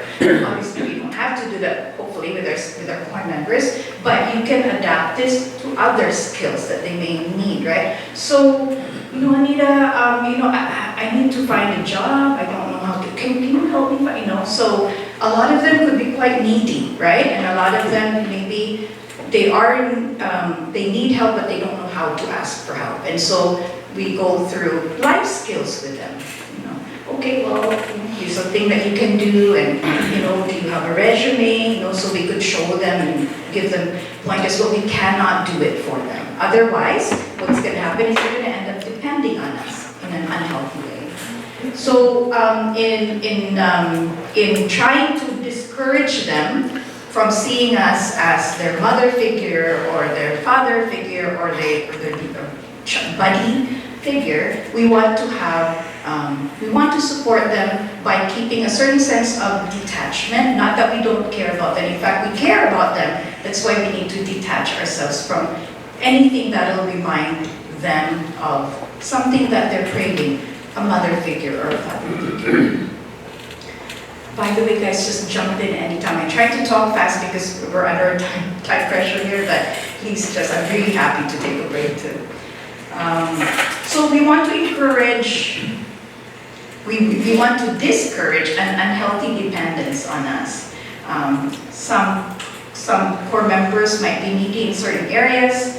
And earlier it was brought up that some of them, they just want to please us, right? So what happens is they're doing it for us. They're not doing it for them. Again, going back to young children, we want people as young as preschoolers to develop a way to validate themselves on their own, from coming from inner, inside of them, not coming from external factors like us. So when we say, oh, good job, and they're going to want to hear that all the time. Same thing applies to people that we're helping. We want to keep the circle be about the core member, not about us. And as humans, sometimes we have our own needs as well, obviously. And we may unconsciously project our own needs onto the core member. So if you're finding that you feel good being needed, just be cautious that you're not projecting that onto the core member and enabling the core member to depend on you more than he should, because it gives you that feeling of being purposeful or being wanted or being needed. So we also have to keep a check with our own feelings on this. Yeah. Okay. Teachable moments are amazing, but we cannot turn every single conversation into a teachable moment. We then go back to lecturing, right? It's like teachable moments are only significant if they happen at special times. You want the optimum moment. But it cannot happen all the time because then it's not teachable anymore. It's just, I think it takes on the form of either nagging or, like I said, lecturing, right? So we want to acknowledge these moments without having to lecture. And again, we want the core member to make these life discoveries on their own because it's more empowering than us telling them what that lesson was that could be learned from that teachable moment. Again, we need to listen. We need to actively listen so we can turn it right back to them so they can come up with a discovery on their own. We want to acknowledge what the core member is sharing without having to make it be a life lesson each time. We want to facilitate self-discovery because that will lead to self-regulation. Again, with little children, we want them to regulate their emotions. We want them to regulate their feelings of hunger. So we can't tell them, no, you got to take 3 more bites, right? The child has to learn how to stop when the child feels full. It's the same thing with the core members. They need to regulate themselves by doing it on their own. We can't do that for them. We want to allow our core member to go through these discoveries because if it's done by themselves, it's more meaningful. An example here, of course, you want to make sure that you do capture teachable moments when they happen, right? So it's sort of a fine line, but an example would be a core member venting on and on and on and on and on about their PO, right? To me, that's a teachable moment, right? So just like what Anita gave us examples about earlier, try to direct the conversation so that through your questioning, through your positive modeling, the core member can arrive at the conclusion that it's not cool to vent on my PO this way. And try to help your core member or our core member to realize what is it about the PO or what the PO is doing or saying that's triggering them. Because it's usually something like that, right? Okay. So let's not patronize. Patronizing could take different forms. It could be, wow, you did such a great job, right? When maybe you don't really mean it, right? Or it could be the negative. It could be taking down people, the core member, interrupting when they're trying to share, dismissing their ideas, and, okay, so let's see if I can say it correctly, infantilization. Treating the core member as if they're children. So even though we acknowledge that some parts of their growth and human development may be stunted or delayed, but we have to treat them with every respect and dignity. So instead of patronizing, we want to elevate or help elevate our core member through challenging but meaningful conversation. Okay. Next one is don't be a drill sergeant. Maureen just said earlier, our roles are very difficult. It's such a fine line between being supportive and yet holding them accountable, between being firm and not being a drill sergeant. Like, where should we go here, right? So you need to get to know your core member really well first, and then you'll know that which method works with them. But we cannot sit there and just go through, for example, okay, what were your respecters? They didn't learn how to do this, right? So we want to do it in a way, like Anita mentioned earlier, where it's positive and it's engaging them, right? We're not there to accuse them, but we're there to support them and to engage them in meaningful discussion. Otherwise, like Maureen said, then they're not going to trust us anymore. They're just going to clam up. Yes. In the drill sergeant, there's a phrase that should probably never escape your lips, and that is, you should do. You should do, yeah, yeah. Because that's coming from you, that's you imposing your will on them. This is me talking as a preschool teacher again, right? Because when the child is growing, we want them to develop that strong sense of will, but you can't impose your will on them. They have to find that on their own. Thanks. Yes. And just a quick comment on the risk factors, how to be respectful, is simply to look at what we're to fill out, because one of the questions is that, and that can just be said, okay, we have to cover that, that's part of the game. Yeah, yeah. As a matter of fact, I also think, it covers a multitude of things if you're doing a support part. If you are, getting them something for their birthday, if you're giving them a ride to the doctor, in the groups where they're not just doing the needing accountability, I'm not saying all groups can do that, but that they're much more open to hearing, it's not a drill sergeant, but they're much more open to hearing what we think or our ideas. But if we're just strictly that, accountability it's harder. it is, it's hard. We're in a very special role here.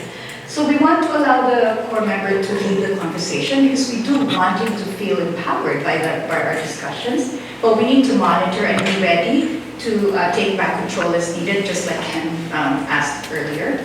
And we want to follow through on the goals that have been set without sounding like we're accusing them of failing or demanding. They have a lot to deal with, and we can only take it in little steps. So we don't want to be their BFFs, best friends forever. We want to offer them support and encouragement while keeping them still accountable. We're not here to be their buddies. We're here to provide them, our compassionate listening ears and our support. But that is not our role. That's not our mandate. It's great to have a sense of humor and some light moments. And this one I'm basing on a current circle I have where, the core member likes to just keep it all like a comedy show, right? And we have to always make sure to steer him back to what we need to focus on. But I realized that could be a defense mechanism on his part, because it avoids having to deal with the information that's buried deep down in there. Probably like what Ken's core member also is doing with a lot of the chattiness, because it keeps us away from having to dig deeper and deeper into what really hurts the most, but which is also what we really need to get to in order to help them begin the healing and the recovery process. So we want to make sure that we set clear and consistent boundaries, and at this point, I'm just going to share, oh no, that's for later, sorry. So it's not very easy when you do the don't and do format to always be grammatically like sound. So like don't be inconsistent. I really just want to say let's be consistent. We want to stay consistent with everything, with the ground rules, with our expectations, with our routines. We cannot be wishy-washy like this week. Oh, it's okay, we'll chat and let's just chat. We don't have to do our check-ins, and the next week all of a sudden, oh, you know what? We have to start with the check-ins, right? So from day one, we want to set a clear boundary. This is how we do it, and if we have a talking rock or a talking stick or whatever it is, we follow through with that. Again, we're the role models here. They're just sort of following our lead here, right? And so if we show them that in life it's okay to be wishy-washy, and then that's how they think it is in real life. We want to keep things consistent to ensure everyone is on the same page. Consistency is reassuring and comforting for everyone. We don't assume that they will automatically trust us. In fact, that's really probably the last thing that we can accomplish. We need to give it time. We need to work on building a connection with them. We need to allow enough time for trust to be built both ways. A lot of the information being shared is very difficult to hear sometimes and very difficult for them to share. So we need to allow time for that. Just quickly, I wanted to share, again, from the preschool teacher point of view, this book by Gordon Neufeld and Dr. Monte called Hold On to Your Kids. And here they talk about the parents have to be the children's safety net, and I kind of liken that to what our role is in a circle. We have to be the core member's safety net, but don't imagine it as a safety net where when they fail, we are going to catch them all the time, but more like a safety net so that they know exactly where their boundaries are. They need to know, no, this is as far as we go in this talk. No, we can't go there, right? So again, this goes back to being clear, consistent.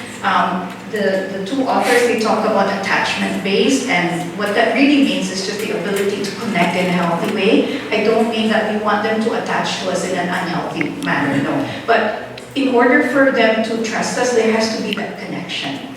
And it's only through this connection that trust will build and that we can move forward. We don't want to judge them, we don't want to discriminate against them.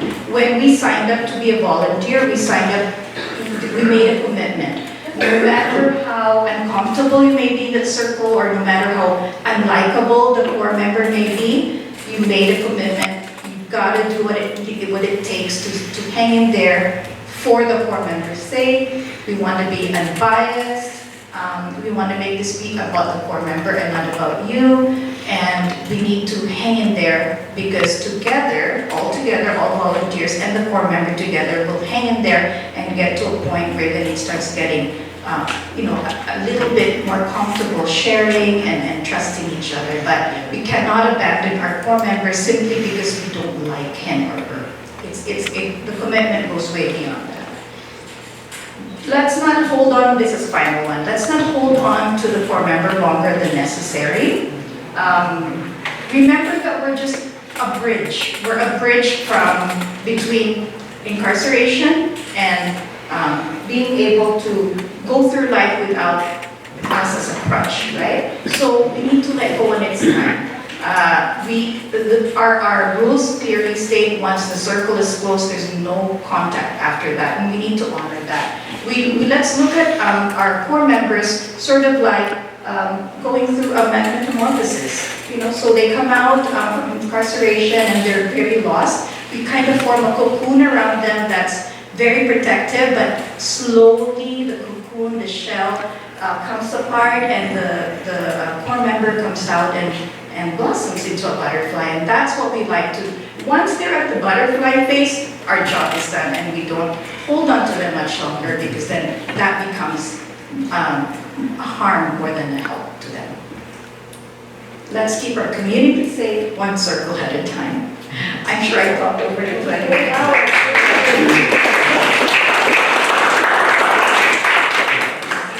CoSA guidelines when assessing risk. The one thing is that we've got a lot of flexibility in our circles and how we manage is the CoSA mandate. That is important. When anything else comes up, it's always the CoSA mandate. I mean, the guy might be a wonderful guy and you love him and he's a pleasure, you like, he's doing everything, you know, he should be doing and everything else, but it doesn't follow the mandates. He doesn't, his risk factors have gone away. He's not an issue anymore. It's time, like Christina said, we're a bridge, it's maybe time to let him go at this point. And maybe you want to meet once every 2 weeks, and then maybe you want to go on to once a month, or maybe you're going to have to close the circle. Because we have done our job. As pleasant, I had just one circle not too long ago, and I really enjoyed the guy, and the discussions we had were really good, and it was excellent. But what he was looking for was more friend than a CoSA circle. And that's when we have to say, that's enough. We're not here, our organization isn't set up in that way. We're here to deal with high-risk individuals and to keep our community safe. And we have to remember it's not just our needs and his needs for friendship. There must be other resources, and we can help him find other resources by helping him with community-based programming or interest in certain subject areas. So that then we say, that's what you need now. We've served our purpose, and we have to remember our mandate. Yes? When does the circle close? Well, the circle, Maureen, do you want to cover that exactly, or do you want me to try to with it? Okay, well, and Maureen, please add in, because she has a lot of great insights into that. But a circle is where the gentleman basically, or the female says, I don't need this anymore. I feel strong enough. I can handle this on my own. He may be correct, he may be wrong, who knows? But it's a voluntary program, we have to know when it closes. If the individual does not follow the outline and what he's agreed to in the covenant and our guidelines, and he's not attending meetings, he's maybe missing every second one, he's coming late at all the meetings, it doesn't matter what we're saying, he's not really genuine, you just don't feel that he's benefiting or that you're serving a purpose. We have a great demand for volunteers. So we need to sometimes close the circles. If he doesn't feel the benefits of it, if we don't feel we're doing what we're supposed to be doing, we can be much better utilized in another place. Yeah, I think the really big thing to me is when they don't feel they have any risk factors, they're coming, there's nothing to be accountable for. That's the whole purpose. It's in our name. Services, support, and accountability. Usually when the circles become more support, coming to the meetings, and they like it, and they want to share, and like that little group, this isn't about dependency in any way on their social. They should be building it elsewhere. So usually what I'll do myself is say, you know, what are your risk factors? What are we working on now? And I don't really have any. I'm thinking that, you know what, then I think we should maybe take a couple of months of just meeting once a month and then close it. It doesn't mean you can't go down the road. If you run into trouble, they can call us and we can look at another circle. But basically, when there's no accountability is when you need to close it. They say, don't have a risk, I'm not willing. I've got a couple of guys who I don't think are at risk, but they come and they talk about it.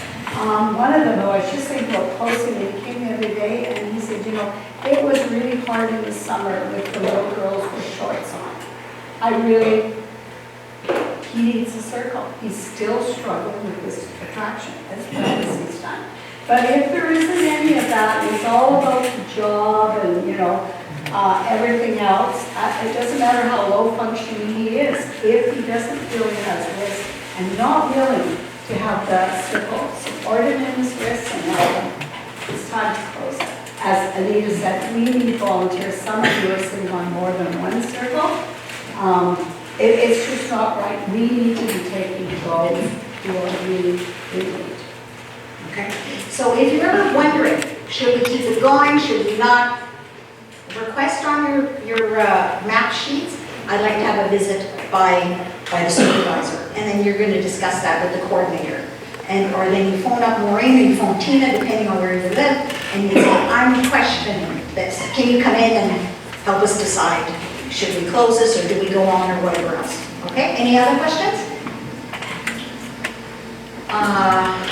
Okay, what do you think? So that's where the sticks come in.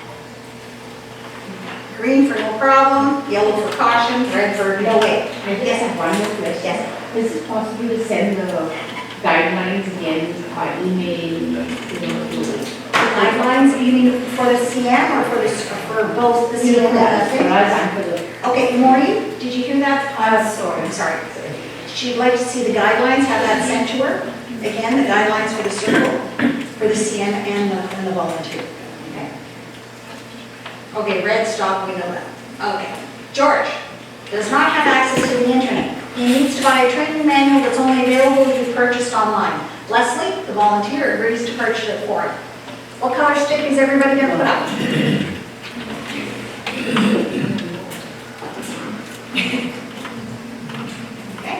Okay, so there's a couple, and again, it's in the details that you start figuring out, and that's what we have to do, we just gotta figure out what has to be done here. As far as it goes, if he's got nothing else, and his job depends on this, or whatever program he's gonna be taking it, yes, we can do that. And there's no problem purchasing it for them. But what you need to do is that you purchase it for him, but then if the means are, you don't buy it for him, you purchase it for him. You get the money back from him. That makes him accountable, and you're doing it, you're helping him in that sense, but not freely in that sense necessarily. There's sometimes you will give things and you share things, but remember always that accountability part. You ask for something, I will do it, and you ensure that he pays you back at that point. So you just gotta make sure with that aspect. But before that, you have to be sure that the PO is aware. She or he may not want them to do that training manual. That may be an area that they're not allowed to work in and they don't want them interested in. So there again, has the PO said this, what is he being trained for? And it might be an area that has a previous sex offender in an office order that he's never ever going to be able to work at. So it's important. It's a good point. I just assumed it was like for a working situation, but that's true. You do have to find out, you just don't print off everything or whatever else if it's not applicable. And then the cost, if you can't, and the volunteers often will do, it needs to come from the group, not from one volunteer who orders it. So anything, and that can cover it in the sense is that you don't, even when I brought things independently into the group, something he needed or whatever else, I'll say this is from the group. I don't say it's from me. Because he doesn't have a mentor, he doesn't have a volunteer, he has a circle. So everything, no matter what, has to come from the circle. It's just like he cannot talk to you alone. I had one individual that would, every weekend on his weekly check-ins, would always call me first. And I began, when I was at the meetings, I'd say, let's talk about the phone call. And nobody else had had phone calls. And I said, that's not okay. You know, and I think he began to start seeing me more as I'm an elderly lady, more as a mother figure. And you can't have that. You can't have that. You have to say, you know what? You have to call me. Well, what I'm going to ask you to do is to phone everybody else first and call me last. So there's things like that. You have to control those scenarios in that sense. You can provide support, and in some situations, yes, you could pay for that manual, but it's coming from all of you in that sense. If you're going to purchase something, it should be agreed by everybody. It should be a discussion that takes place before. If you're going to take them out for hamburgers or whatever else, or take them out to treat them that way, you got to make sure that everybody agrees on that. Or you take them out, it's a great day, we're going to go for an ice cream. What is it? It can't come from the individual, it has to come from the circle. Okay. Next one. Tony just moved into his own apartment. He tells the circle he wants to get a dog. Okay, what's the, good, okay. Okay, good. So, what kind of considerations did you have before you start talking about the dog or thinking it's a good idea? Well, it's a change of his living circumstances. That's usually in his conditions. So you have to ask him, have you told your PO you want to take on a pet? First thing comes to my mind, dog walking takes to a park. Should we go into a park? And that's the concern, that you say, why do you want a dog? Basically, because, oh, well, then you go walk the dog, and don't kids and don't women, and everybody come up and say, oh, what a cute dog, and everything else. So if it's used as that kind of leeway, you've got to be concerned. If he's lonely, wants companionship, he can financially afford it, because it is not cheap keeping a pet. So again, thinking about the budget aspects again. Any other considerations you think? What kind of a dog he wants? He wants a pit bull or a medium? Good point. Yeah, it's a point, although, it's kind of our own preferences in that sense, but we gotta be careful with what it's true. We gotta do it. Need to know the budget, the shots, what the cost is, Yeah. the food, and maybe how is he managing his money, and then giving it. So there's questions to be asked. Yes, do you? Well, if you've got a dog, you're gonna get children coming to you. Right? Pardon me? If you have many kinds of dog, you're going to get many children coming up to you. That's right. Yeah. And it's like they say, they say dogs are very chick magnet. They go to guys and say, hey, I walk the dog around, and all these young, beautiful women come up and talk to me, wanting to pet the dog and everything. So, it's that whole aspect of it. You gotta find out what the purpose is. You gotta ask more questions. Don't just, I guess the key is don't assume anything with it, but that's a very good point. What do you think, say? Also, where they step in life, because maybe they've been looking for a job, but not able to find one. They don't want that to become a distraction, and that's just kind of not getting on top of the things that they have to be distraction. Will that interfere with your finding a job and stuff like this that you feel that you need to take care of? So find out the reasons for it. Maureen, any comments? No? Somebody else? Okay. No, great. Okay. Sam, the core member is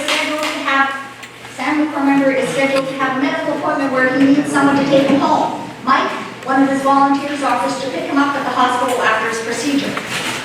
Let's see a show of hands on that. Sticks, what color sticks?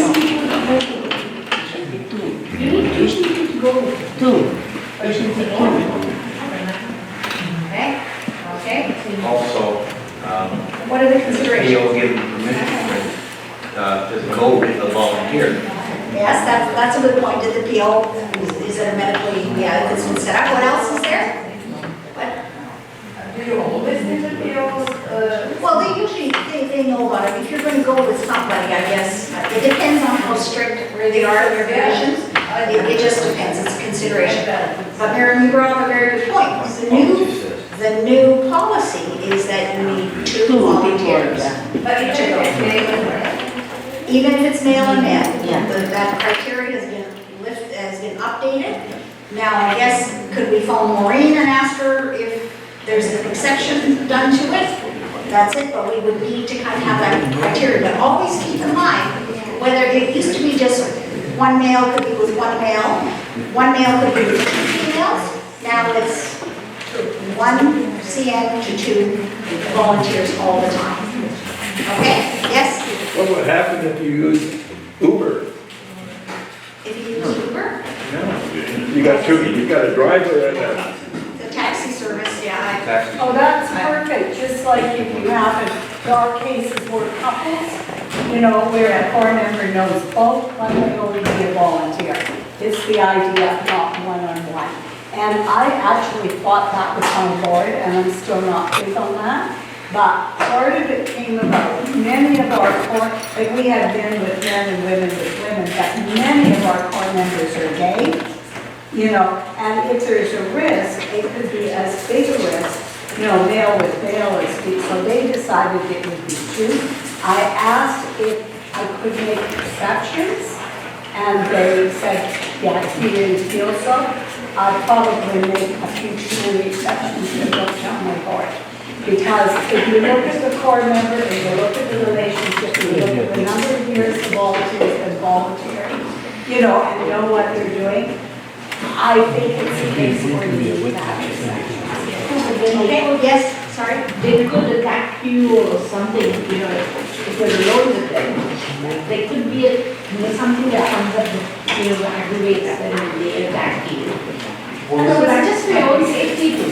And there was a case back east, it was occurred, I can't remember, but this person didn't think, and went out with the car, I think someone was on the side of the road to help them and everything. I guess the core member looked through their, personal information in their glove compartment, which wasn't very smart, right, for the volunteer. Anyway, I won't go into it, but there are good reasons when there's 2 you're thinking more about those things, right? Also protection of the core members. That's right, that's what I said. The two witnesses. Yeah. If it's just one-on-one, doesn't matter what the, one can say he did this, and yet the core member say he did that. Okay, thank you, Richard. Mel? I was just going to say it'd be a resource issue for us to now have 2 volunteers. We're already short on volunteers. Yeah. So, It's difficult, but again, it has to do with the safety measures. for sure, The yes. member and the, Yes. I know it's complicated. We were Yeah. moving one guy and he needed 3 cars to move all the stuff. So we were 3 volunteers, like whose car does he go into then? Because we're each our car to carry all the stuff to his new place. So that's the kind of thing we have to work out. But again, consult Maureen and she can help you with that, okay? Car situation. No, if you're in a public area, there's no problem. If you're one-on-one with somebody, there's no problem whatsoever. So you know that you're meeting in a public place, it's one-on-one, there's no problem. It's a matter of having more than one person in attendance. And just remember those of you who are not in the valley, but those of you who are at Rosie Hall, because I've come in sometimes where only one volunteer is there with the partner. And normally I would worry, but there was one time, and he was really a piece of work. This was a few years ago, and I thought, oh, shoot, she shouldn't be alone, right? Anymore. Yesterday, I actually asked for some help with an interview, just because I could see he was pretty off belt, you know, as a thing about women, he's an exhibition, like I just thought for him as well as me. And you were good enough to accompany me to check. You say, always have to be aware of that factor. I don't want him to do something. What if he decided to take off something? You know, then I got a report and I might be putting him in that kind of situation, right? Okay, I know sometimes these rules and regulations aren't convenient for us, but I think some of the basic ones we have to adhere to are the mandates that we have and the safety issues. And that's one of the ones of the safety issues. Next scenario, Doug tells, I know there's a Doug here, so I don't know what to say. Doug tells his circle he is lonely and misses having a sexual partner. He discloses that he has decided to buy himself a sex doll. Well, I would say it's a yellow. Me too, But the PO has to be yellow. Yeah, I think it's a yellow. Okay. The point is, again, getting back to what we covered before as far as the masturbation and the attachments, the pornography. So we again can't just put on our hat, excuse me, sorry. We can't put our hat on, the moral hat that says this isn't right, that this isn't right, we can't do that. What we have to do is saying, is this all right or not? And it's not by our judgment whether it's still true. So it should get cleared by the PO, and that's why it's important. And what is the sex doll look like? That is a very, very big thing, and the patrol officer will approve and often has particular sex dolls, which we know nothing about, and hopefully we don't. And we're not going to go, sorry. No, it's true, because I know that some of the ones that they suggested, there's dolls made out, pillows that are made out, like just for companionship and to do, and they permit those kind of things, a sex doll might be a little different for some people, but. They are. Anyway, the point is that, again, let's not pass our judgment on it, it should be cleared up, we should figure out what and why this is happening. Sorry, yeah. Okay, so we are continuing on. We'll just do a working lunch. I'll tap you on the shoulder for you to get food, and you can go back to your seat so that we can continue on and we don't have to go over that.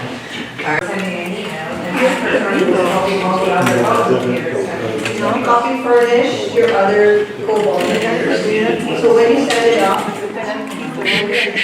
yes. Okay, yeah, we all get our copies. I remember 10 cents at first, and we get them all. Because of insurance. Everyone knows all that.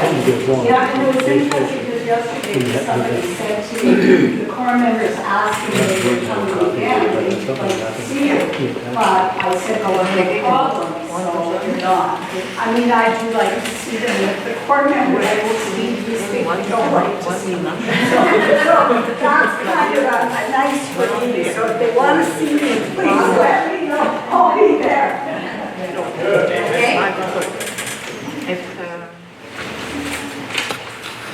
Okay, so while you're filling out the evaluation form, just a few reminders and dates to remember. Our CoSA banquet is actually scheduled for Feb 29, that's a Thursday, so please mark your calendars already, all right? So that's Thursday, Feb 29.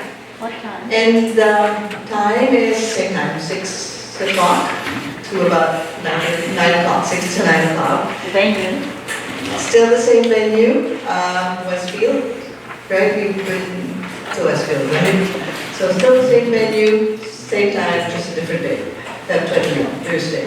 Then our next advanced training is scheduled for the 13th of April, but that's still subject to us being able to book this venue. And people's availability. And people's availability, depending on what you put on the evaluation form. We did put out, a request for unwanted or unused gifts, white elephants that you have at home that you're not really, using. So if you could put that up and give it as a donation, then we can make better use of it. We'll use that at the banquet, all right? If you have them, you can email VGB, CoSA VGB, or email, or you can call Angela, so we can make arrangements as well. And then just a reminder again to just please work on just one person that you can invite to learn about CoSA, and we'll take it from there.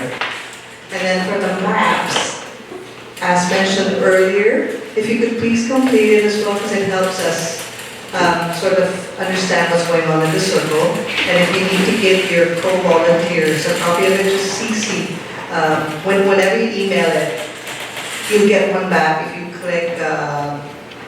Send me a response. That's one. You That's just at one. the very bottom. Right, at the bottom of the form, it says send me a response. You'll get a copy of it and you just CC your co-volunteers. Right, so like Maureen was mentioning earlier, and I think Anita also did say something about the expertise in this room. There's actually a lot of experience, a lot of expertise in this room. So we want to be able to harness that for the next advanced training. So if there are any suggestions, anything that comes to mind that you think would help us become better volunteers, please do tell us, right? We are more than willing to put that in the agenda. All right, and when everyone done with the evaluation process, Could I just say something on the volunteer, get volunteer? When you're really talking to someone and you push them and they give you the best excuse in the world of why they can't volunteer, have a donation set. Say, okay, you can't help us out, but can you help us out financially?